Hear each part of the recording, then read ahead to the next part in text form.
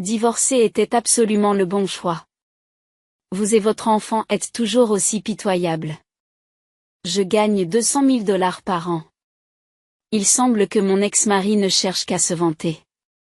Il n'essaie même pas de s'enquérir de notre situation. Au fait, laissez-moi vous présenter quelqu'un.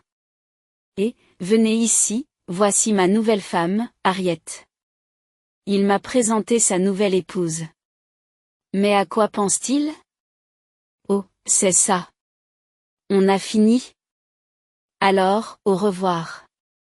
Attendez un peu. Alors que j'essaie de partir, mon ex-mari me bloque à nouveau le chemin. Tu es jaloux parce qu'on a l'air heureux? Ce n'est pas parce que tu es pauvre que tu dois être aussi tordu. Tu vas finir par être encore plus malheureuse, tu sais? Mon ex-mari décide tout seul que je suis malheureuse. Je ne suis plus en colère, mais simplement dégoûtée. Alors que je reste silencieuse, mon ex essaie de dire quelque chose d'autre. Mais mon fils Johnny l'interrompt. Maman, est-ce qu'on peut virer ce type? Je m'appelle Lisa et j'ai 42 ans. J'ai épousé George, mon collègue de travail dans la même entreprise, à l'âge de 26 ans. J'ai continué à travailler après notre mariage, mais j'ai démissionné lorsque je suis tombée enceinte. Plus tard, notre fils Johnny est né. Maintenant que mon fils a eu 7 ans et qu'il est entré à l'école primaire, la vie de parents s'est un peu calmée. J'ai pensé qu'il était peut-être temps de recommencer à travailler en dehors de la maison, et j'en ai parlé à mon mari. Il a tout de suite accepté, semblant attendre que je le lui suggère. Certes, il pense probablement que cela améliorerait le budget de notre ménage si je commençais à travailler, mais il m'a pressé de le faire. Avez-vous trouvé quelque chose? Pas encore. Je cherche attentivement. Trouve quelque chose. Il semble vouloir que je travaille quoi qu'il arrive. Et quand je dis que je cherche un emploi à temps partiel, il suggère. Si tu dois travailler, pourquoi pas à plein temps? Si c'est trop. Il n'est pas nécessaire de travailler 5 jours par semaine. Pourquoi pas 3 jours de 8 heures chacun? Johnny n'est pas complètement libre, simplement parce qu'il est à l'école primaire. Il rentre tôt à la maison, vous savez. Mais mon mari insiste. Johnny peut participer à des programmes extrascolaires. Le mieux serait de travailler à temps plein, 5 jours par semaine, recommande-t-il sans cesse. Il semble vouloir que je travaille de longues heures. Je ne peux pas me plaindre puisque c'est moi qui ai dit que je voulais travailler, mais je n'ai pas travaillé depuis des années, alors je suis nerveuse. En fin de compte, j'aimerais m'y habituer progressivement, même si je travaille à temps plein. Je me sens mal à l'aise d'abandonner si je trouve cela trop difficile après avoir essayé. Pour l'instant, j'ai donc décidé de travailler à temps partiel, environ 20 heures par semaine.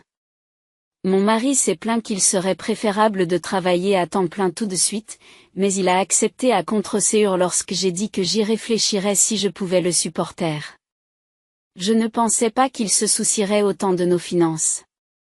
Honnêtement, j'ai trouvé qu'il me harcelait un peu au sujet de ma recherche d'emploi, mais j'ai aussi été satisfaite. Mieux vaut un conjoint qui se préoccupe des finances qu'un conjoint qui ne s'en préoccupe pas, surtout dans le cadre d'une relation à long terme. Mais je me suis rendu compte plus tard que cette perception était erronée. Quelques mois après avoir commencé à travailler à temps partiel, j'ai reçu un message sur mon téléphone. Me demandant de qui il s'agissait, j'ai vérifié et j'ai vu un nom très familier. Il s'agissait de mon ancien collègue. Et aussi le collègue actuel de mon mari. Je me suis dit que cela faisait longtemps et j'ai lu le message avec désinvolture. Puis j'ai été tellement choquée par le contenu que j'ai haussé le ton. Qu'est-ce que cela signifie? Qu'est-ce que cela signifie? Il doit s'agir d'une blague. Cela fait longtemps que je ne t'ai pas vu. J'ai vu votre mari l'autre jour, il avait l'air très amical avec une femme. J'ai pensé qu'il était peut-être infidèle, alors je vous ai envoyé ce message.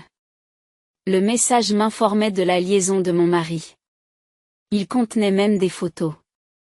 J'ai été profondément bouleversée. La personne sur la photo était clairement mon mari, et la femme avec qui il était bras dessus bras dessous était une inconnue pour moi. Même s'il s'agissait d'une femme que je connaissais, il aurait été tout à fait anormal de se retrouver ainsi bras dessus bras dessous. Alors que j'étais sous le choc des photos, un autre message m'a été envoyé. Cette femme est en fait la fille du directeur de la division. C'est une employée de notre société, elle sait donc que votre mari est marié. Ils sont si effrontés, n'est-ce pas? Je me demande si tous les jeunes sont comme ça maintenant.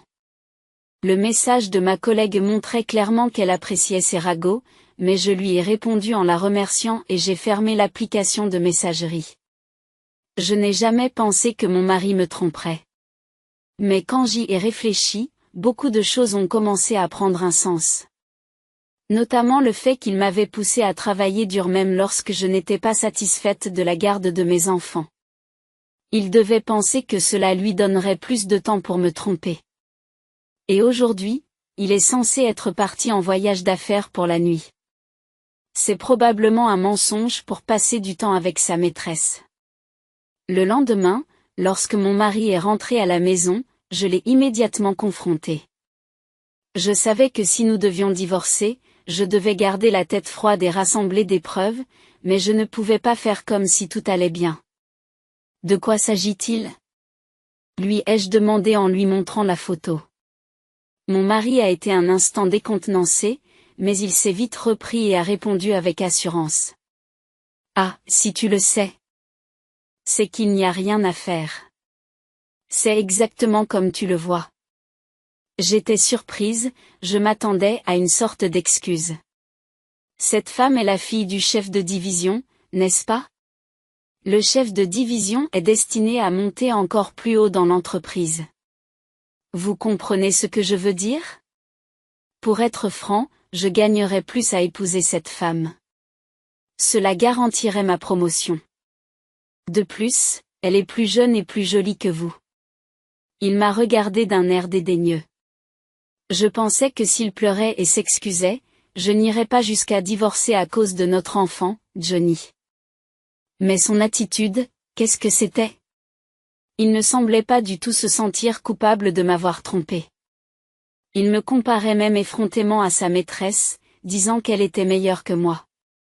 Était-il vraiment ce genre d'homme? J'étais très déçue. Comme je restais silencieuse, il a pris de l'assurance et a continué. Eh bien, c'est comme ça. Je pense que nous devrions divorcer. C'est un peu plus tôt que prévu, mais j'allais finir par te le dire, alors ça tombe bien. Et c'est ainsi que nous avons divorcé. Après avoir entendu tout cela, je ne pouvais même pas prétendre que je ne voulais pas divorcer. Il était préférable pour ma santé mentale d'obtenir rapidement la pension alimentaire et de diviser les biens, puis de divorcer. Il a payé la pension alimentaire au montant que j'avais demandé et m'a donné presque tous les biens. Naturellement, j'ai obtenu la garde de Johnny. Il avait l'intention d'épouser la fille du directeur de la division, et il semblait donc penser qu'un peu d'argent n'était pas un problème. Lorsqu'il a quitté la maison, il est parti en disant « Fais de ton mieux pour t'en sortir ». Faites de votre mieux pour vous en sortir? Élever un enfant avec un seul revenu ne mène pas à la richesse. Contrairement à vous, je rejoins les rangs des riches. La famille du directeur de la division est riche, après tout. Nous ne nous reverrons probablement jamais. Alors lutter en bas de l'échelle. C'étaient des paroles incroyables pour un homme qui avait un enfant de son propre sang. J'étais soulagée du fond du cœur d'être débarrassée d'un tel homme. Bien que je me sois sentie soulagée mentalement, la vie quotidienne était vraiment difficile. Même si j'avais reçu une pension alimentaire et des biens, je n'avais pas beaucoup d'économies et je devais donc travailler dur à partir de maintenant. Travailler à temps partiel ne suffisait pas pour s'en sortir. Finalement, j'ai dû quitter mon emploi à temps partiel pour travailler à temps plein. Je me sens mal pour Johnny, mais une fois qu'il aura terminé l'école primaire, je lui demanderai d'aller tout seul à des programmes extrascolaires. De manière inattendue, je me suis retrouvée à travailler à temps plein, et tout est devenu difficile d'un seul coup. Lorsque je rentre à la maison après un travail peu familier, je dois faire toutes les tâches ménagères toute seule, ma vie a complètement changé. Le temps passe vite, car je suis trop occupée chaque jour. Avant même de m'en rendre compte, cette année se sont écoulées depuis mon divorce. Mais même si je suis très occupée, les humains peuvent s'adapter. Maintenant que Johnny est au collège, il peut se débrouiller seul. Je pense qu'il est devenu un garçon très responsable, comparé aux autres garçons de son âge, peut-être parce que je suis toujours très occupée. Il fait même la cuisine et la lessive à ma place. Grâce à lui, je suis libérée des tâches ménagères et de la garde des enfants, depuis quelques années, j'ai du temps pour moi. Ma vie personnelle et professionnelle se porte très bien. Aujourd'hui, je peux le dire clairement. Je suis certainement heureuse d'avoir rompu avec cet homme horrible. Si j'avais continué à être mariée avec lui, je n'aurais pas la vie que j'ai aujourd'hui. Mais un jour, alors que mon fils et moi faisions des courses au centre commercial local, je suis tombée sur cet homme terrible. C'était mon ex-mari, Georges. Je ne l'ai pas remarqué, mais il a commencé à me parler. Et, ce n'est pas toi, Lisa? Ça fait longtemps qu'on ne s'est pas vu. Tu as vraiment vieilli. C'est ce qu'on dit à quelqu'un qu'on n'a pas vu depuis longtemps? Une personne normalement sensible ne dirait jamais cela à une femme. En un instant, j'ai compris qu'il n'avait pas évolué en tant que personne. Quelques secondes après l'avoir rencontré, je me suis énervée et j'ai riposté. Je me suis énervée dès les premières secondes de notre rencontre et j'ai répliqué, « Hein? C'est toi qui as beaucoup vieilli. » Je ne t'ai pas reconnu pendant un instant. Honnêtement, Georges avait vraiment beaucoup vieilli. Je ne l'avais pas vu depuis 7 ans, mais j'avais l'impression qu'il avait vieilli 2 fois plus. Ses cheveux étaient clairsemés et son ventre était à l'air, montrant une silhouette d'âge mûr. J'ai pensé que parler à mon ex-mari était une perte de temps, alors j'ai essayé de m'éloigner en disant « Oh, eh bien, ça fait longtemps qu'on ne s'est pas vu. Mais je n'ai pas grand-chose à te dire. À plus tard. » Mais il n'a pas voulu me laisser partir. Il s'est mis en travers de mon chemin et a commencé à dire des bêtises. Ne sois pas si froid. La famille est à nouveau réunie. Nous allons rattraper le temps perdu. Je ne voulais rien savoir de sa vie. S'il y a une chose dont je voudrais me plaindre, c'est qu'il a cessé de payer la pension alimentaire quelques années après notre divorce. La pension alimentaire n'est pas mon droit, mais celui de Johnny. Le fait qu'il puisse parler aussi ouvertement devant Johnny, à qui cet argent était dû, m'irritait. Mais Georges ne se souciait pas du tout de mon humeur. Il a commencé à parler de sa vie récente, ce que je ne voulais pas entendre. Après notre divorce, je me suis remariée. J'ai épousé la fille du manager qui était sur la photo avec moi. Oh, il n'est plus directeur. Il est cadre maintenant. Et j'ai été promu manager. Je suis en train de gagner, c'est sûr. Pour être honnête, je me fiche de savoir combien Georges a été promu, cela n'a rien à voir avec moi, et je ne suis pas envieux. Tout ce que j'ai pensé, c'est pourquoi tu te vantes de ne pas payer de pension alimentaire même après avoir été promu. Il est tellement radin de ne même pas payer quelques milliers de dollars par mois, alors qu'il gagne. Et pour enfoncer le clou, Georges a continué à se vanter. Rompre avec toi était le bon choix. Toi et ton fils avez toujours l'air pauvres. Je gagne 200 000 dollars par an. En fin de compte, Georges voulait juste se vanter de lui-même. Il n'a même pas essayé d'entendre parler de nos vies. Je pensais que tout parent normal serait curieux de la vie de son enfant, mais il n'a même pas parlé à Johnny, qui se tenait juste en face de lui. C'est vraiment un père horrible. Oh, ça me rappelle. Laissez-moi vous présenter. Georges a appelé une femme qui regardait des vêtements au loin. La femme s'est approchée, et j'ai tout de suite su qui c'était. Je l'avais déjà vue sur une photo. C'était la nouvelle femme de George, Harriet. Voici ma femme, Harriet. Qu'est-ce que tu en dis?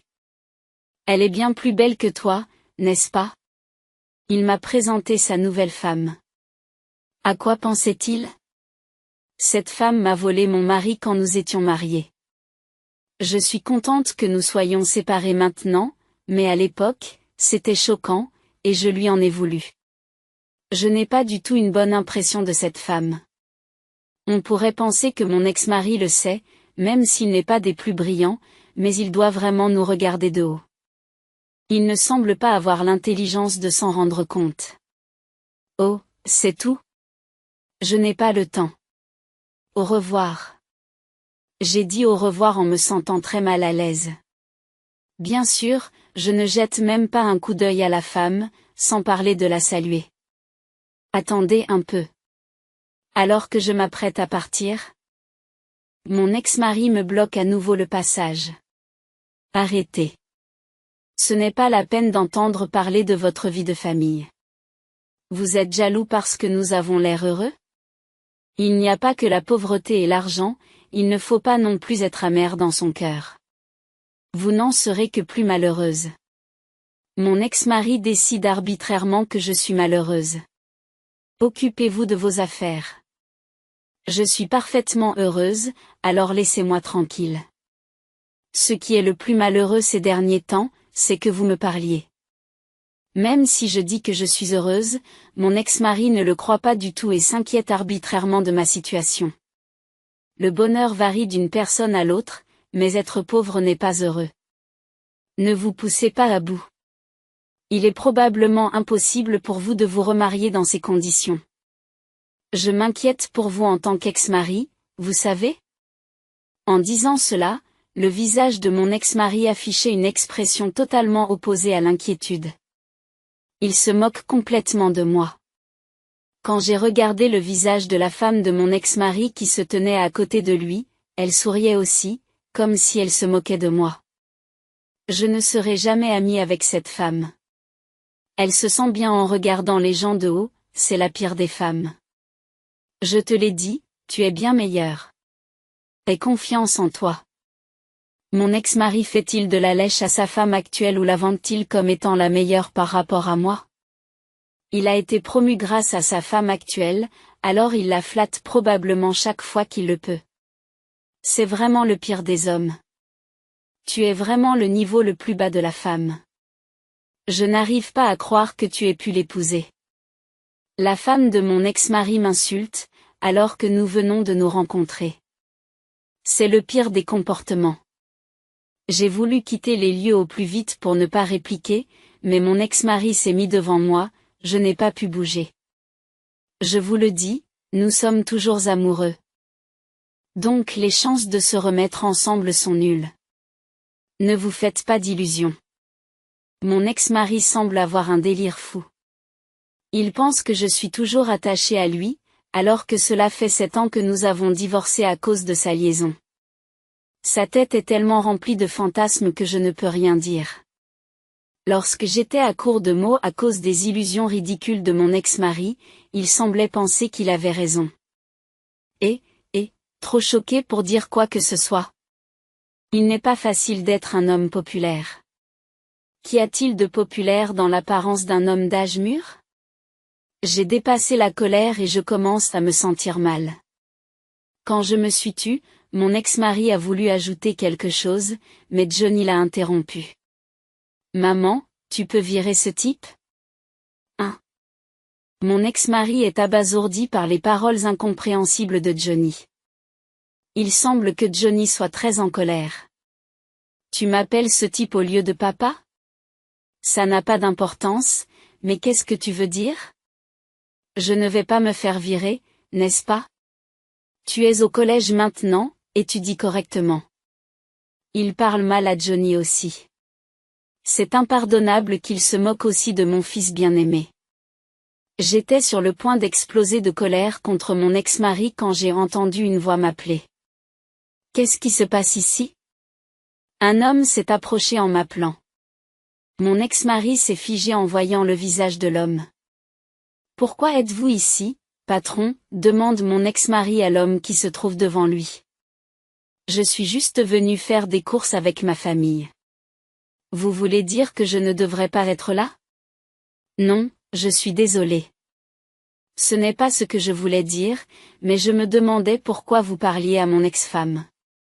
Oh, c'est naturel. C'est ma femme actuelle, après tout. Quoi? Elle? Non, c'est votre femme, patron? Je n'en reviens pas. En fait, il y a environ 3 ans, je me suis remariée avec le PDG de la société de mon défunt mari, avec qui j'avais perdu ma femme. Le PDG et moi nous sommes rapprochés après mon divorce lorsqu'il m'a abordée alors que je faisais mes courses au supermarché. Comme j'avais travaillé dans la même entreprise que mon ex-mari, je connaissais le PDG. Le PDG savait que mon ex-mari avait eu une liaison avec la fille du chef de son département, ce qui avait conduit à notre divorce, et qu'il l'avait ensuite épousée. Il semblait que le PDG était très amer à ce sujet en tant que collègue. Mais il pensait qu'il ne pouvait pas se mêler de la vie privée d'un employé, jusqu'à ce qu'il me voie au supermarché et me parle impulsivement. J'ai été très surprise car je connaissais le PDG, mais je ne pensais pas qu'il se souviendrait de mon visage et de mon nom en tant qu'employé ordinaire. Peut-être se souvenait-il facilement de moi parce que je travaillais à la réception de l'entreprise. Il semble que votre mariage n'ait pas fonctionné. Mais je suis sûr que vous trouverez bientôt quelqu'un de mieux. PDG, je suis heureux que vous vous souveniez de moi. Mais ne vous inquiétez pas pour moi, je vais bien. À l'époque, j'étais divorcée depuis moins d'1 an et je faisais donc bonne figure. Mais le PDG, avec sa grande expérience de la vie, a vu clair dans mon jeu et m'a réconfortée avec des mots gentils. Un divorce demande 3 fois plus d'efforts qu'un mariage. Même si vous avez divorcé en douceur, c'est fatigant. Je n'ai jamais divorcé, mais je me suis sentie complètement démotivée lorsque ma femme est morte. Quand un homme et une femme qui se sont aimés se séparent, c'est comme ça. Il n'est donc pas nécessaire de faire bonne figure. Le PDG connaissait la solitude de la fin d'une vie de couple. En effet, si j'étais heureuse de m'être séparée, je ressentais également un tourbillon d'émotions telles que la solitude et le vide à l'époque, et ces paroles m'ont donc touchée au cœur. Si parler à quelqu'un comme moi vous aide, appelez-moi quand vous voulez. Je vous inviterai à dîner quand vous le voudrez. Il m'a dit en me tendant sa carte de visite.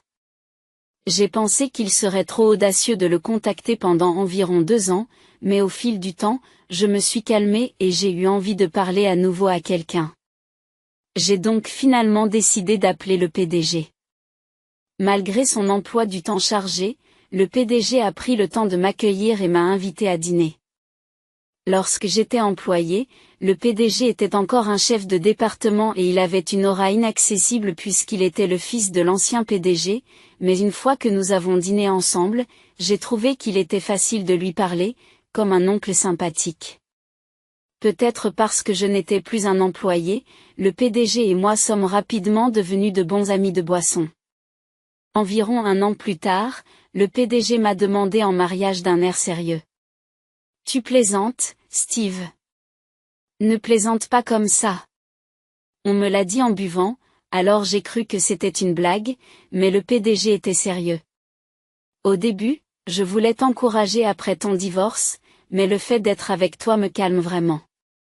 Je n'ai jamais ressenti cela depuis que j'ai perdu ma femme. Honnêtement, j'ai l'impression que c'est moi qui suis en train de guérir. Si tu es d'accord, passons le reste de notre vie ensemble.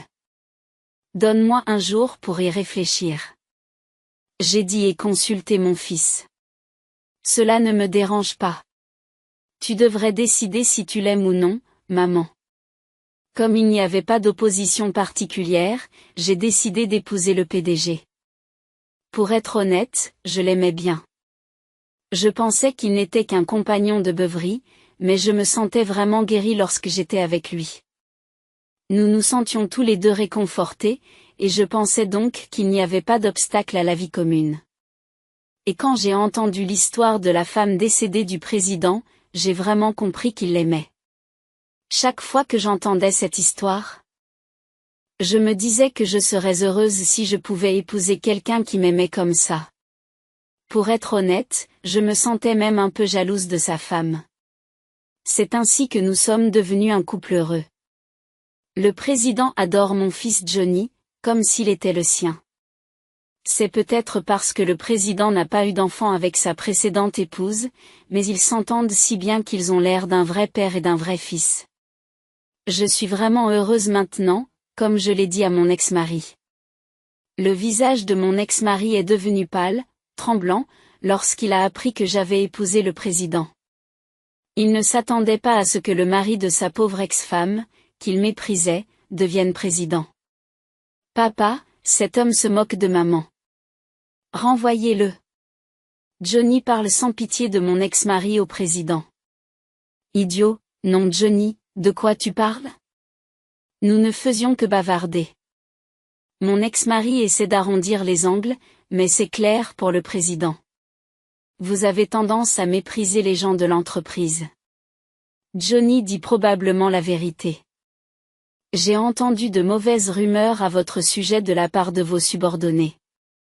Je pense que je vais enquêter sur cette affaire, alors soyez prêts. Je n'aurais jamais pensé que le président prendrait les paroles de Johnny au sérieux et qu'il enquêterait sur les méfaits commis au sein de l'entreprise. L'ex-mari s'excuse auprès du président. Je suis désolé, j'ai peut-être été un peu dur avec votre femme. Pouvez-vous, s'il vous plaît, suspendre l'enquête interne? Il supplie, même dans un centre commercial bondé, pour montrer à quel point il ne veut pas de l'enquête. Mais c'est pratiquement un aveu de culpabilité. Le président n'écoute pas. Non, je continue. Au fait, votre ami proche, l'exécutif, a lui aussi une mauvaise réputation. Je vais mener une enquête approfondie sur vous deux. En entendant cela, la femme de l'ex-mari s'excuse également. Non. C'est bien s'il n'y a que lui. Mais mon père n'a rien à voir là-dedans. Si vous devez le faire, ne le faites qu'à lui, s'il vous plaît. En entendant cette phrase, mon ex-mari a commencé à se disputer avec sa femme sur le champ. Qu'est-ce que tu veux dire? Tu as l'intention de m'abandonner? Ne plaisantez pas. Il y a beaucoup d'hommes comme toi. Bien sûr, mon père est plus important. On dit qu'il ne faut pas se mêler des querelles d'amoureux, et c'est tout à fait honteux. Nous ne voulons pas être associés à eux, alors nous avons ignoré l'ex-couple qui se disputait et nous avons quitté le magasin. Ces égoïstes vont probablement avoir des problèmes à partir de maintenant. Mais c'est de leur faute. Le président a immédiatement mis sur pied une équipe chargée de mener une enquête approfondie sur le travail de mon ex-mari et du cadre le lendemain. Et oh, ce qui est ressorti, c'est le harcèlement des subordonnés, les innombrables abus verbaux, le favoritisme. Et le pire de tout, forcer les clients à les recevoir. C'était un nombre étonnant, qui s'est étalé sur de nombreuses années. Abuser de sa position de force pour exiger des divertissements est totalement inapproprié. À une époque qui n'a rien à voir avec le passé, cette attitude consistant à exploiter sa position pour son propre compte est tout à fait déplacée. Mon ex-mari et le cadre ont été rétrogradés et envoyés dans une succursale du Nebraska. Ils savaient probablement que cela se produirait, c'est pourquoi ils se sont excusés à maintes reprises dans le centre commercial. Cela signifie qu'ils savaient qu'ils agissaient mal. Le fait de le savoir et de le faire quand même est malveillant. Ils ne seront probablement plus jamais promus. Selon le président, ils ont tous deux fini par démissionner de l'entreprise. Ils craignaient probablement des représailles de la part des employés qu'ils avaient harcelés et qui étaient devenus des travailleurs ordinaires. Mais la situation ne s'est pas arrêtée là.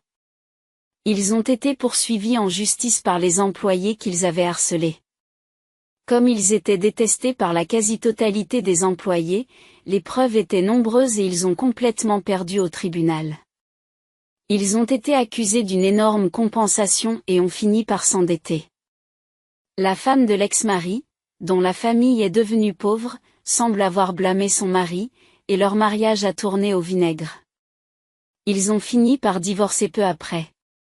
Ils se disputaient tous les jours et l'ex-mari s'en prenait à sa femme, de sorte qu'elle pouvait même le poursuivre en justice pour obtenir des dommages-intérêts, et la situation pouvait devenir un bourbier juridique. En voyant la chute de mon ex-mari, je me suis rendu compte qu'il vaut mieux vivre honnêtement et sincèrement dans ce monde. J'ai pu concevoir un enfant avec le président. J'ai 42 ans, c'est donc un accouchement tardif, mais un bébé en bonne santé est né, je suis donc soulagé. Johnny semble très heureux de devenir un grand frère et s'occupe bien du bébé, lui donnant même du lait tous les jours. Steve parle à l'avance, espérant que Johnny grandira et aidera à développer l'entreprise. Nous vieillissons tous les deux, élever un enfant sera difficile, mais la peur s'envole quand je regarde le visage endormi du bébé. Merci d'être né. Maman va travailler dur, me dis-je en affrontant la journée.